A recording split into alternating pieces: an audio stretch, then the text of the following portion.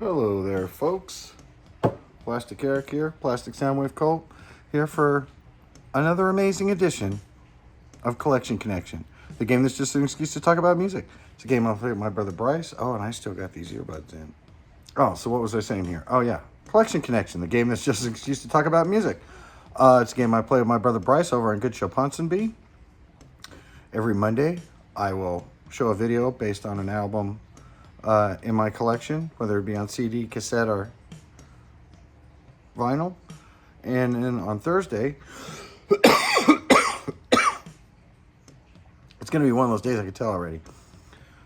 On Thursday, my brother will show an album from his collection that connects to the album I showed on Monday. And then on Monday, I will show an album from my collection that connects to the one that Bryce showed on Thursday. And in doing so, we don't tell you what the connection is. You guys have to figure it out yourself. And usually that's Murdock, who got the correct last answer. Congratulations to Murdock over at Murdock's Music Minute. Go ahead and check out his channel. I know he just put out a video this morning, but I was getting ready to do this, so I haven't checked it out yet. So he's got a brand new video up. I know he just did one on the seeds. Fantastic video. I'm trying to think what else nice I could say about him. And the fact that thank you very much, Murdock, for participating in our little game here. And also to everybody else who's participated in beating Murdock to the punch. Even Steve Carlson's managed to do it. And so the connection between John Lennon's Imagine and LCD Sound System's American Dream is the fact that they both have a diss track on there called How Do You Sleep? Which is, wow, what's the possibilities of that happening? But that was the correct answer. Congratulations, Murdock. You get your shout out again this week. Go ahead and check out Murdock's channel. And let me talk a little bit about my thoughts on LCD Sound System. So I have This Is Happening from LCD Sound System, and that's really the only album that I've had that I've really listened to yet. I haven't listened to the Silver Chord one or Silver Sounds or something like that, and I haven't heard his first one. And this was the first time I was listening to American Dream. And one of the first things that hit me was, and Bryce mentioned it in his video, that it does sound very similar to This Is Happening to me, especially the song Other Voices. Sounds very much sounds very much like So You Want to Hit that occurs on This Is Happening. And I noticed that he uses a lot of the same tones. And I know he's going for a certain sound, that kind of CBGB's New York sound. And he wanted to create his own sound, but it was based on those days from the early 70s and even some of the New York post-punk stuff, which he does a very good job of incorporating in his music. Almost, I think, a little disco as well. I mean, it seems he pulls from the New York He pulls from the New York music culture and came up with this sound, and I think he does a very good job of it. The only song that kind of really sticks out on this one is the song Emotional Haircut. Very, very heavy in guitars. I think there's one other song that I listened to that had some guitars in it, but for the most part, they're all very synthesizer-based songs. This song definitely has a lot of distorted guitar in it and stands out a lot more from the rest. So to me, that was a neat song to hear because it sounds different than all the other stuff that he was doing on this album and apparently on the album that I have. Not that I am going to bitch about that, because I do like the sound. I enjoy the album very much. And so this would be an album that I wouldn't be opposed to buying if I saw it in the wild somewhere. So with that being said, what did I connect it to?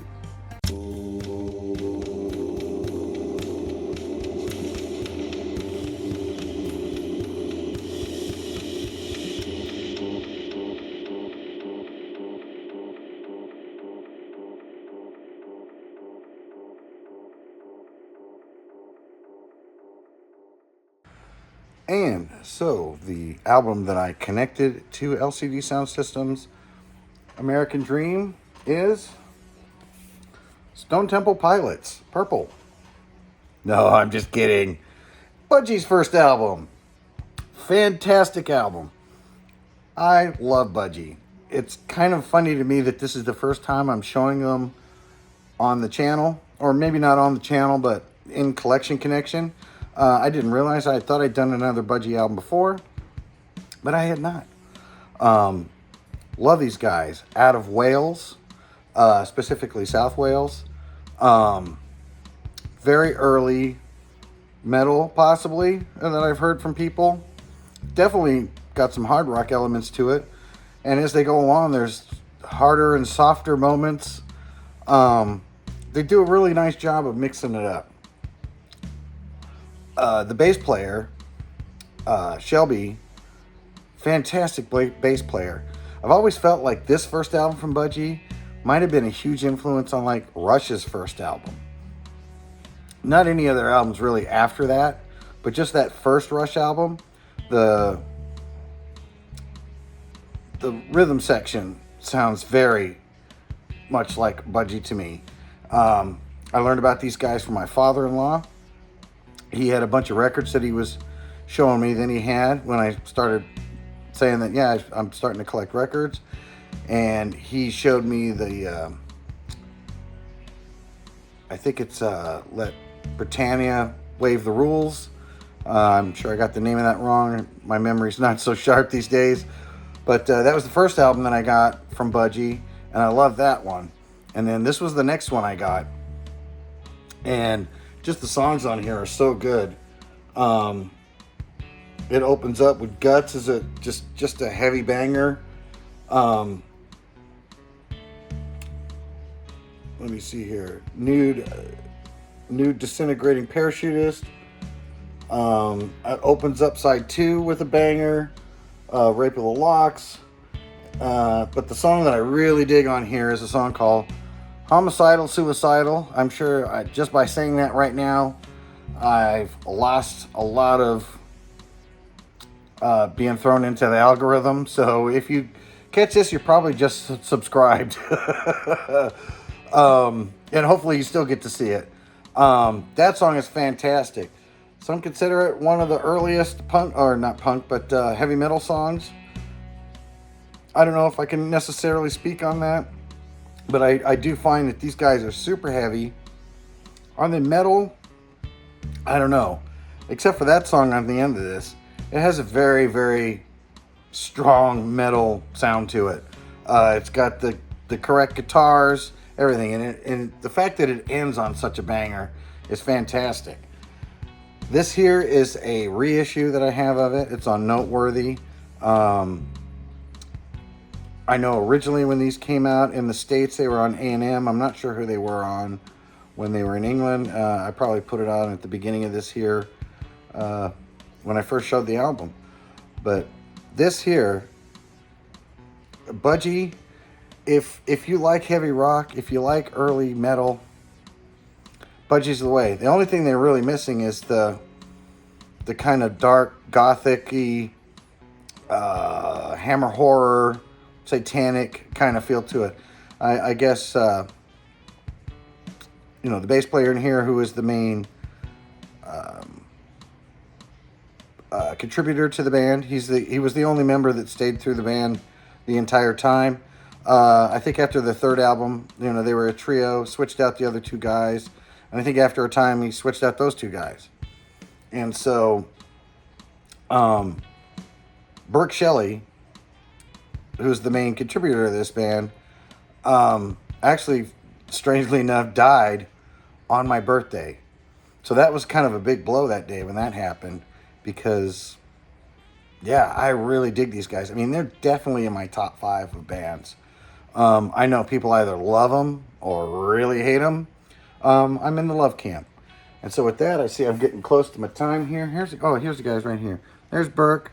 Can't remember these guys here, what their names are, but that's the drummer. That's the guitarist, bass, vocals, main song contributor. He liked to play with words. That's why he's got, for such a heavy band, he's got kind of a ridiculous name. I've heard it said that people will say they probably could have gone a lot further if they just had a different name. But he has a thing about he loves to play with language, and it's very evident in his songs. And I'm like way over time now. So with that, I'm going to let you try to figure out